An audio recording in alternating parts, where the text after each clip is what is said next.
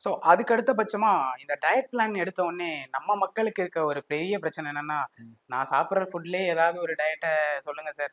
எனக்கு பெருசா என்னால செலவெல்லாம் பண்ண முடியாது.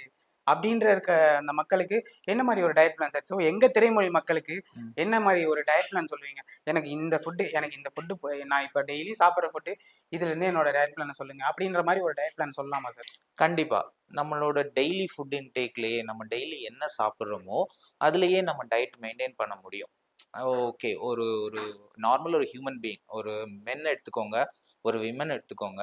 இவ்வளவு கேலரி இன்டேக் அப்படிங்கிறது இருக்குது. ஸோ லைக் வந்து ஒரு ஒரு வெஹிக்கிள் எடுத்துக்கிட்டோம்னு வச்சுக்கோங்களேன். ஸோ அதில வந்து ஒரு ஃபியல் லைக் ஒரு பெட்ரோல் போட்டா 1 லிட்டர் பெட்ரோல் போட்டா இத்தனை கிலோமீட்டர் ரன் ஆகுதுங்கிறது இருக்குது.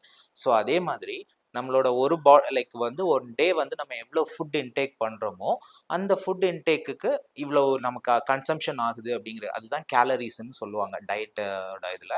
ஸோ அப்போ அந்த கேலரீஸ மெயின்டெயின் பண்றது தான் எக்ஸாக்ட்டா அத டயட்ன்னு சொல்றது. ஸோ நம்ம டெய்லி காலையில நம்ம வந்து ஒரு இப்ப நார்மல் ஃபுட்டுன்னு பார்த்தீங்கன்னா, இட்லி எடுத்துப்பாங்க. தோசை எடுத்துப்பாங்க.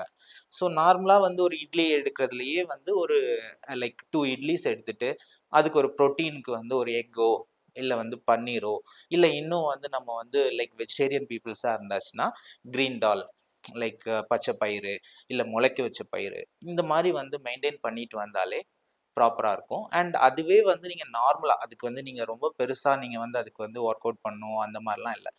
நார்மலா நீங்க வீட்ல சாப்பிடுற சாப்பாடுலயே சில விஷயங்கள கண்ட்ரோல் பண்ணி மெயின்டெயின் பண்ணா அதுதான் டயட்.